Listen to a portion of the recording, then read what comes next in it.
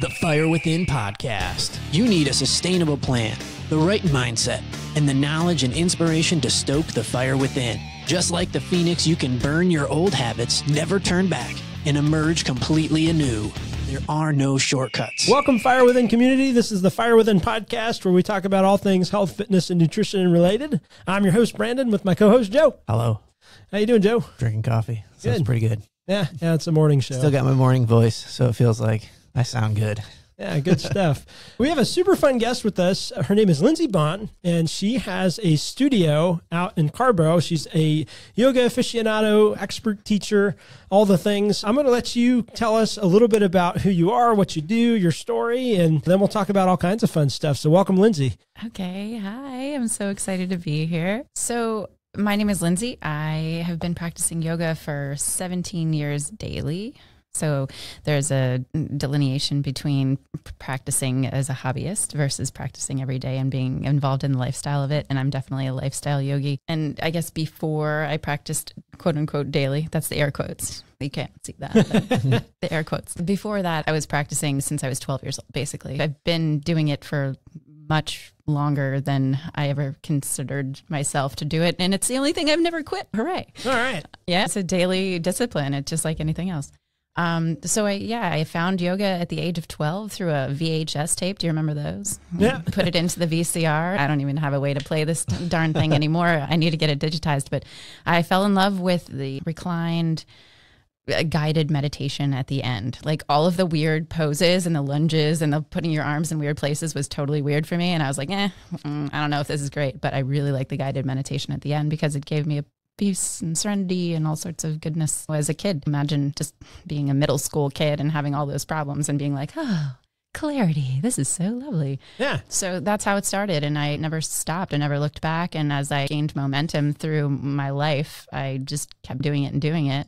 I had a normal rat race job for 7-8 years. I still hold sales records at companies that I used to work at, but it just didn't align with my lifestyle anymore. And I really wanted to go all in wholeheartedly. So I did a teacher training with my teacher at the time. I dove in head first. I was drowning for a little while. I opened my first yoga studio when I was 6 months pregnant. Oh, wow. I don't know if that was a smart idea, but I did it. And so just everything has been following me momentously ever since. That studio has closed. That was in Myrtle Beach, South Carolina. And now I'm in Carborough. And I've done teacher trainings. I've done teacher kind of initiations. I've done teacher workshops.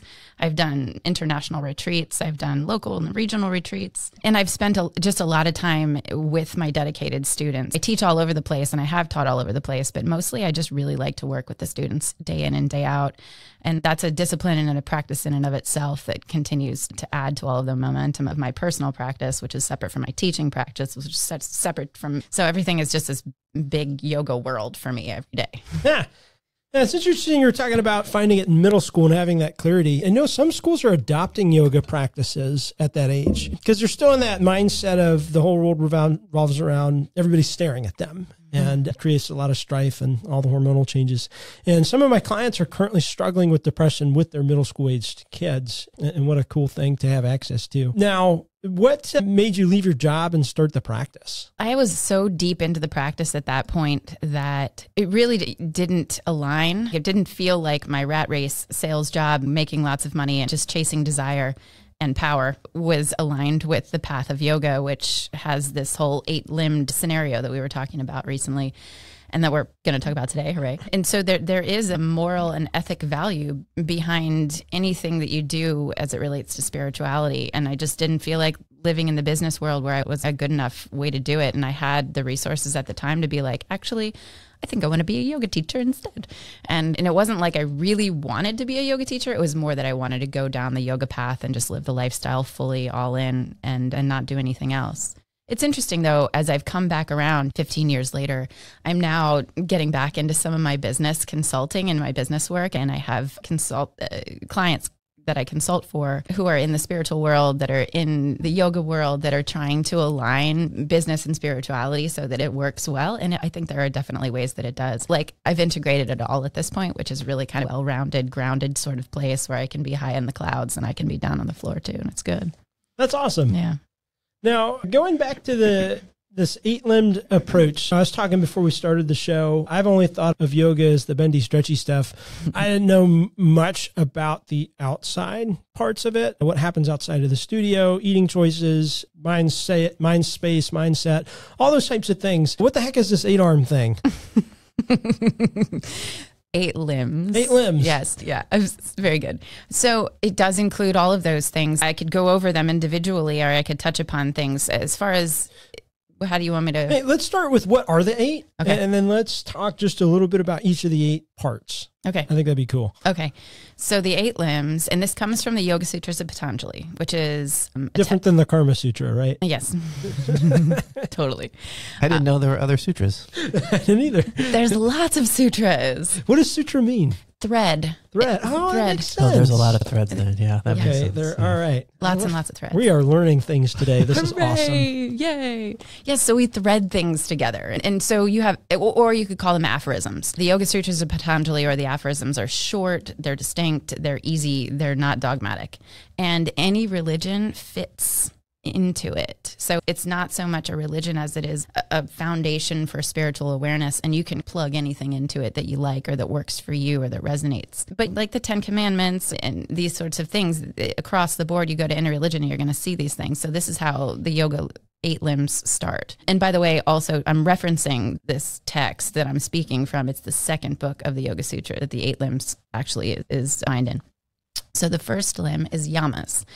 And that is, it's restraints, generally speaking. So it starts with ahimsa. First, do no harm. Jesus, he said, first, do no harm. Same idea. So while we're on our spiritual path, we're not killing anyone. We're not minding our violent tendencies in word, thought, and deed. Now, is this different or the same as like Buddhist mentality? You know, we always think about like the Tibetan monk, like not harming a grasshopper and sitting in silence all day. Are these similar cultures? Are they the same? Are they different? They're very similar, and Buddhism and classical yoga came together within a 500-year period of time. So we're looking at a very similar time period. We're looking at very similar geographic location from it, India and Tibet and those areas over there. Like we're all, yeah, absolutely. And there's so much interrelatability of these two paths that a lot of people get them confused. Yeah. But yeah, you think of a monastic monk and a Buddhist tradition, you could think of a yogic monk and a yogic tradition, and they're very similar, but there are very important delineations that are different too. Yeah. So do no harm would be the first arm, limb. Got it. Does that mean that you have to be a vegan? It doesn't. So it's non-dogmatic, which means you interpret it and you apply it to your life as it resonates mostly with you and how deeply you want to do it. So it could mean veganism, or it could mean praying over an animal before you eat it. Okay. Yeah. And it goes from a very conservative mindset to a very liberal mindset, just like any quote unquote, there's the air quotes again, the rules. There's a wide range. Yeah. Just to poke fun at stereotypes. Does that mean you have to shop at Whole Foods? Don't entertain that. I'm just being a jerk. But no, I think that's an awesome principle. And I think there's a pastor, I don't remember if it was J.D. Greer in the Christian world, but they analyzed the top 72 religions, and every single one of them boiled down to do unto others as you do yourself. Yeah. So I think even if you are a Christian, there's no reason why you couldn't find alignment within that. So I think that's pretty cool. Absolutely. And I would suggest that I'm among a small group of experts in that category. And I tend to like to have those conversations. So if anybody has any issue or they want to talk about that, like I'm totally game for that talk. It's such a cool talk to have. Yeah, absolutely. Yeah. So we talked about the food aspects of that and the not killing people. That's helpful. Yeah. What if you have to serve in the military because it is a requirement?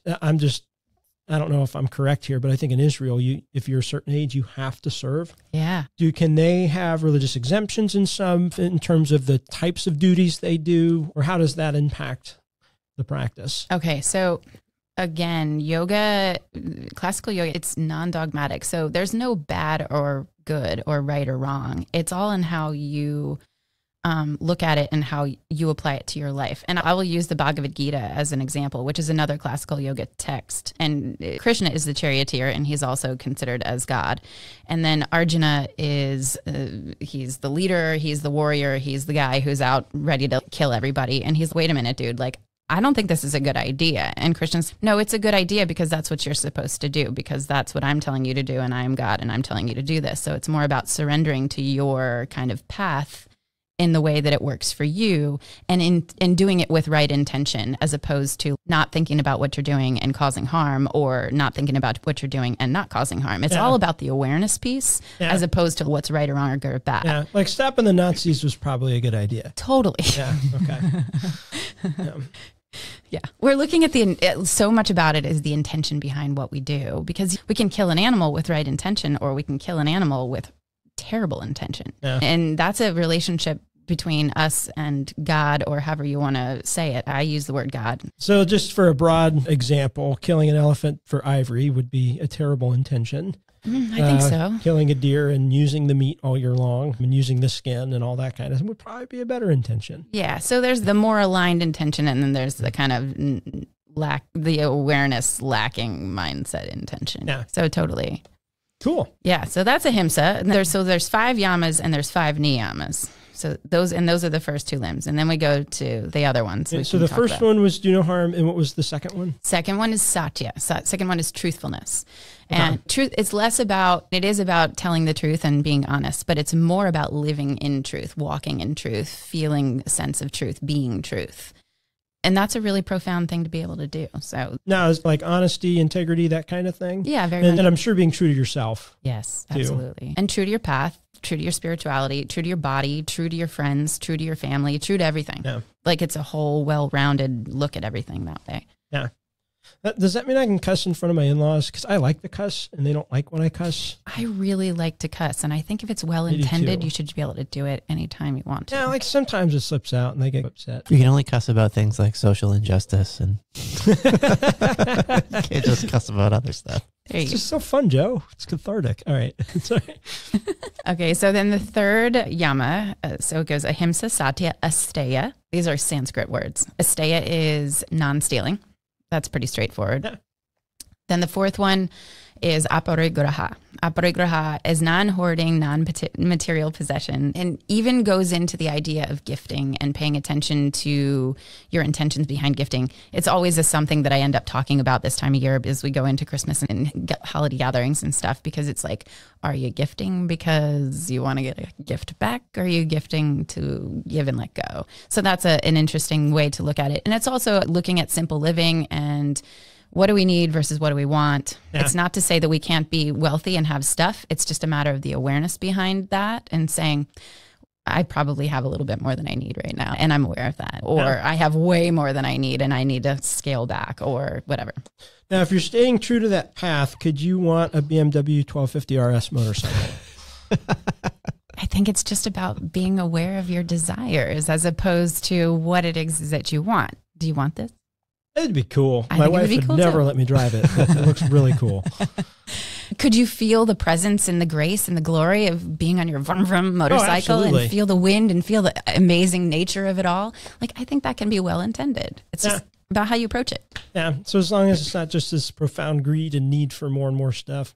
Exactly. So the intention matters a lot. The intention is the biggest part of it, I think. But it's not so far that you need to give away all your possessions. And like St. Francis of Assisi was known for that, just giving away everything, giving up everything. I don't think that this path is intended toward emaciation or complete lack. I think that we can find a more moderate place. And that's where the Buddha would come in and say, we're looking for the middle path, and definitely doing that in classical yoga as well. Okay. Well, that fits the theme of Fire Within with sustainability. Yeah. So I think that's pretty cool. And totally.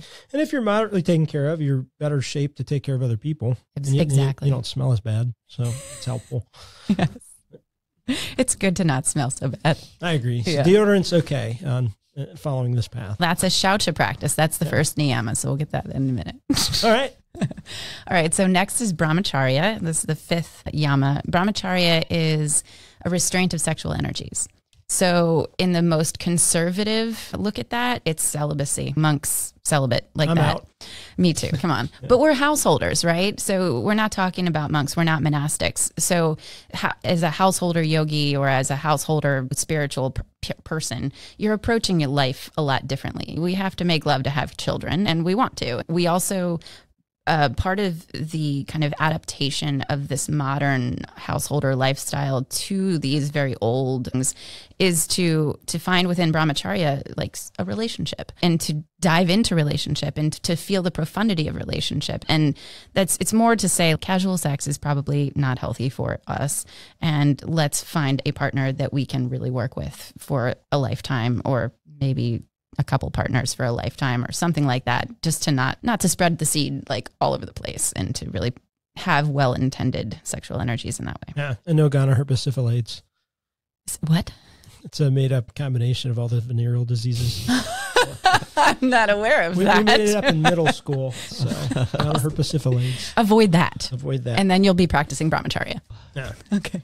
Yeah, so like the rules put in place for that, keep a healthy lifestyle, same as other religions. The same reason they have their rules is it's not just to be overbearing, but it's some form of protection and to keep healthy relationships and all those types of things. And all those principles make up the first limb, right? That's just the first limb. Yep. So the second limb is the Wait, everything we talked about is one limb. That's just one limb. Wow. Okay. It gets shorter as we go along. Okay. Yeah. The first two have 5 components each, and then the other ones are just like one major thing. Gotcha. It's complex, but it's very simple. Okay. So yamas are your moral restraints, and niyamas, the second limb, those are your personal observances. Okay. So the first starts with shaucha. Shaucha is cleanliness. So yeah, smelling is non-offensive. It's you smell in a good way. We want to make an imprint on the world that's positive. But shaucha is also part of it, where the whole scene where you're talking about diet, you're talking about not just cleanliness on the outside, but what you're putting into yourself on the inside. And that's consumption of food, it's consumption of people, it's consumption of media, it's consumption of anything that we put in our faces, in our perceptive qualities. Now, so consumption of people, not cannibalism, but who you spend time with, because they're going to influence your energies, your habits, and all those types of things. Exactly. I like that there was someone listening along. Oh, thanks for clearing that up. I hope not. We have a fairly intelligent audience, but you just never know. Oh, so don't eat. Okay, Don't got eat it. people. Please don't eat people. Go back to ahimsa if you think that we're going to eat people. Yeah. But in the consumption of energies around us is important, because we can have a friend that we're constantly like saving, and we can be depleted by that friend. And then we can have a friend or a partner who's like really amazing and illuminated and feels happy for us and supports us. And that is more what we're looking for.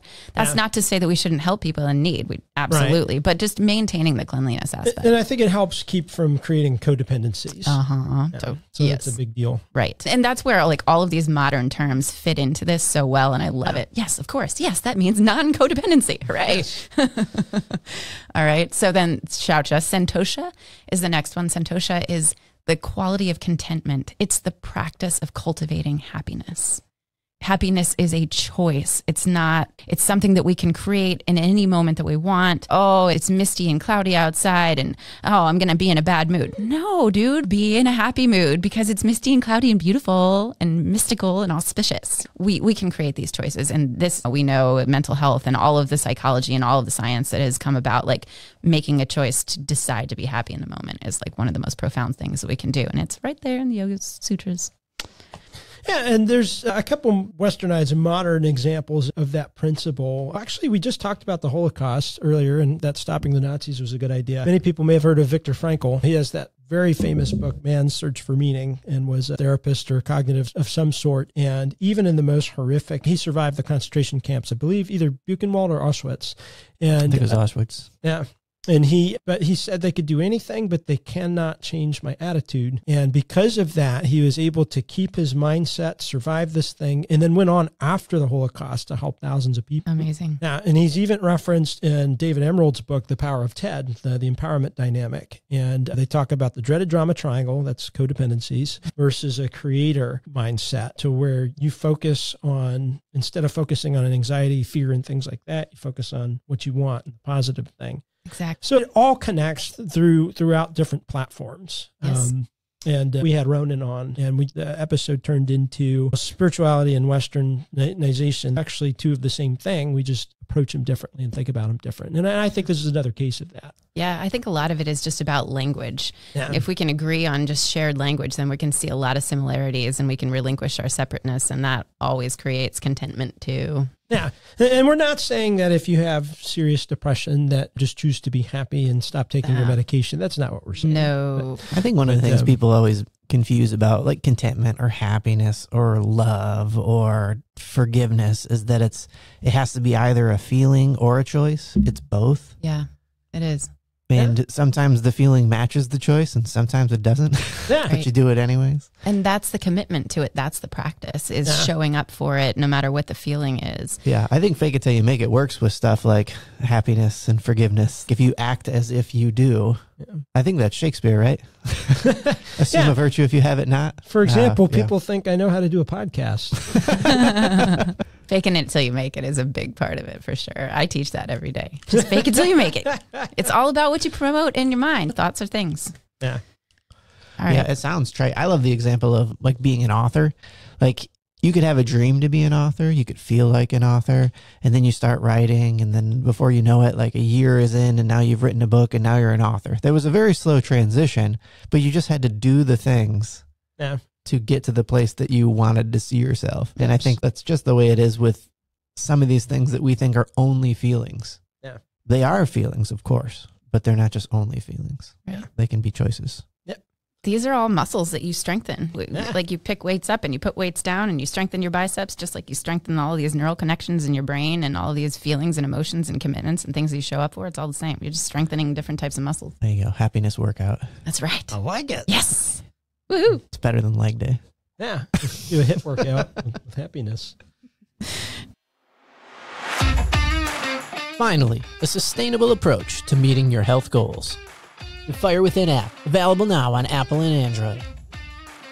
What you get is an intro to strength training guide, comprehensive exercise library with over 200 exercises, a comprehensive nutrition health transformation course, a 6-week meal plan, over 70 recipes, a 6-week health redemption strength training course. This is for use with people with equipment, and then the same course, modified for body weight exercises. You'll also receive a 6-week Inferno Abs Core supplemental program. If you download our free app right now, you'll get access to the podcast, exercise and app quick start, recipes, and more.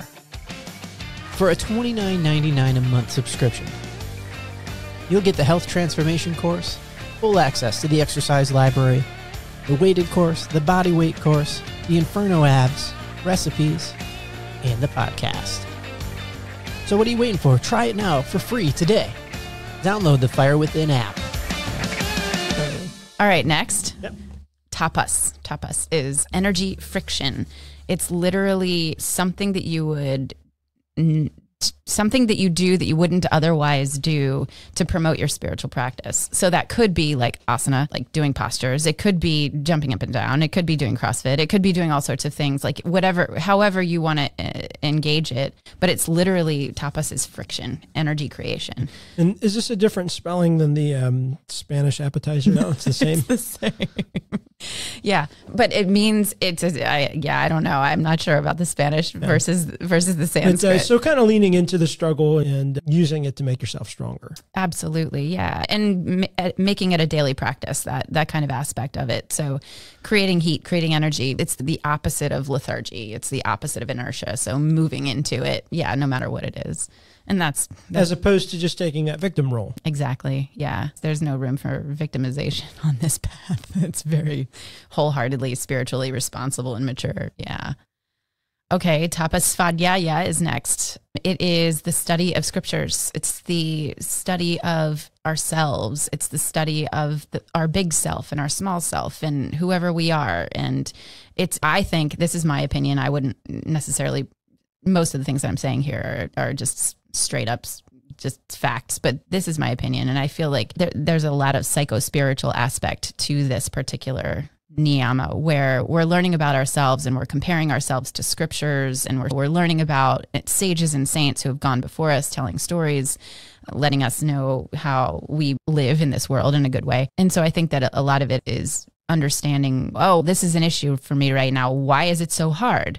And then going into some like really cool Buddhist psychobabble is really helpful to understand. I use a lot of this stuff in my shala when I'm teaching too. There's a lot of psycho-spiritual kind of integration with everything. Because like you say, oh, I'm depressed. Should I stop taking my medication and just be happy? There's a process that underlies a lot of this stuff that the sutras don't necessarily touch upon, but that we can find within ourselves through this idea of self-study, scripture study, and understanding ourselves better so that we can get further along on our path. Yeah, absolutely. It's a big part of health in general anyway, right? Yeah. Okay, then Svadhyaya and Ishvara Pranidhana. Ishvara Pranidhana is a surrender to a higher power. I don't mind using the word God, but you could say love, you could say universal energy, you could say, I don't know, whatever. Consciousness is a good one. Awareness is a good one. Any of these things that allow you to invest in something that is bigger than you. Like coffee. I'm kidding. Coffee is a divine thing, though, isn't it? Absolutely. But no, that makes sense. So that is to say that what it is not is an atheistic path. It could be an agnostic path, though. I've had a number over the years, just a number beyond anything I can count, of agnostic folks that really like dive into the spirituality and the scripture reference to it, because it denies any one thing, but it offers and opens itself to anything as far as whatever you think that works for you in that way. So it's very interfaith. Now, what would you describe the difference between agnostic and atheism? I think agnosticism is you're just not sure. Yeah. And atheism is for sure that there's nothing. Okay. I could speak on that a little bit more, and I like to have those sort of discourses because it's super fun, but maybe for another podcast. There's a comedian, and he says, what do you say to an atheist when he sneezes? You can't say God bless you, so you say, nothing happens to you when you die.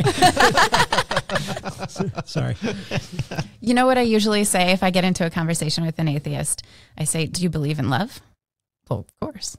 That's a higher power. Then you believe in something. Yeah. That's what Coldplay says. That's what that is what Coldplay says. Is it really? Share. Awesome. Do you believe in They got a higher power song, yeah. Believe in love after love. There we are. I like it. Okay. So those are the yamas and the niyamas. Yay, we got through them.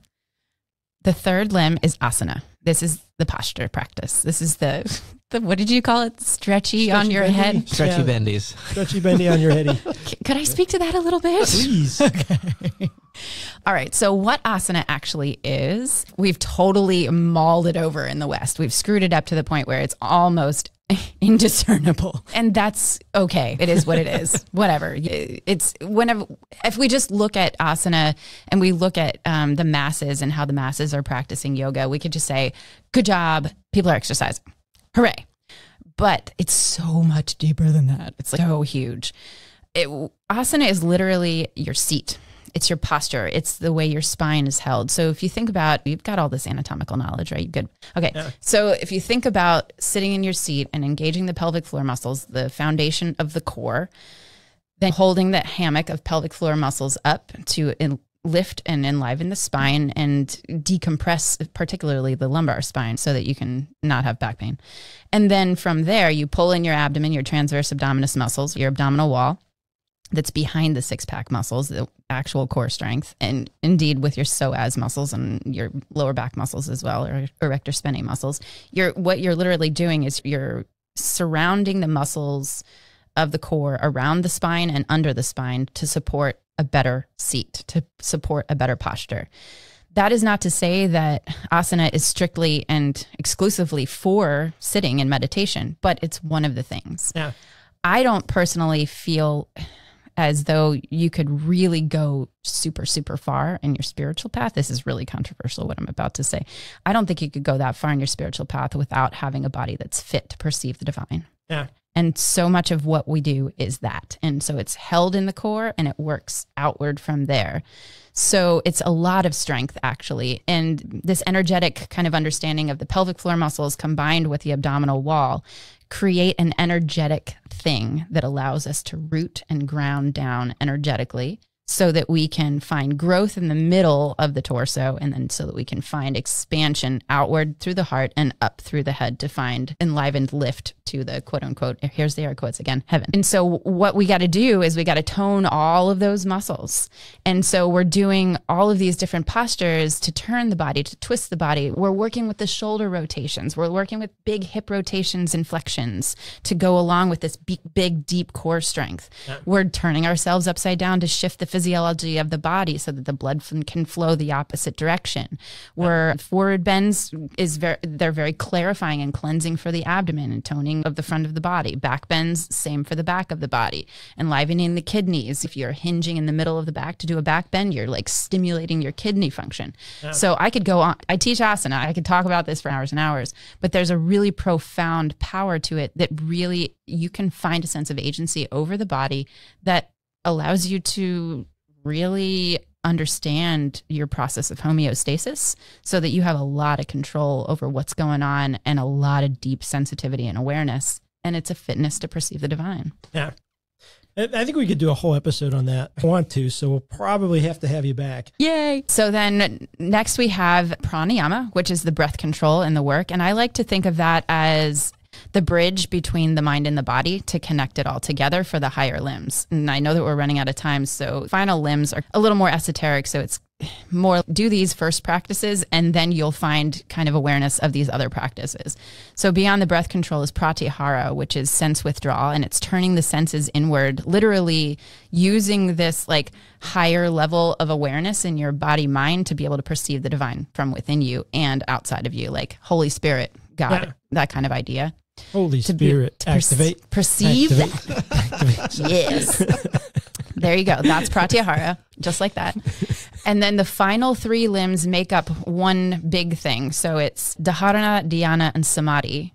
They are concentration, meditation, and absorption. And we call that in yoga, we call it samyama, which is a process that you find within your seated meditation and outside in your world. So literally what we have are your moral observances, your asana, prime your body, get your breath going, connect the mind and the body, be able to perceive yourself inside, and then meditate. Yeah. And it's not linear, but it's a whole thing. There's lots of things to be able to do within it. I could talk for hours about all these things. Yeah. So I think we should come back and do like an asana episode and then talk about the anatomical stuff going on, why it's helpful, why is it helping people with back pain and all these different things, and then dive into some of those other elements more. But so basically those first two limbs, it's your moral, ethical code. It's attuned to the 10 Commandments, all these other types of things. So it gives you moral, spiritual grounding, and it can be inserted into any philosophy, religion that doesn't preach hate, things like that. So that's awesome. Yeah. I didn't have any idea the depth of the yogi, and it's really cool to hear and understand all that. Yay. Fascinating. Also an example of like how much we just twisted it in the West. That's about stretching.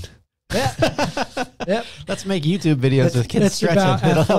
It's about athleta, stretchy yoga pants and stretching.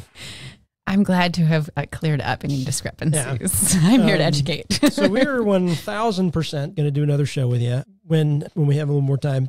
Can you tell us, people want to find you, to talk with you, have you instruct them, learn from you. Tell us the name of your company, your contact info, what you offer, and all those things. Yoga Shala Carborough.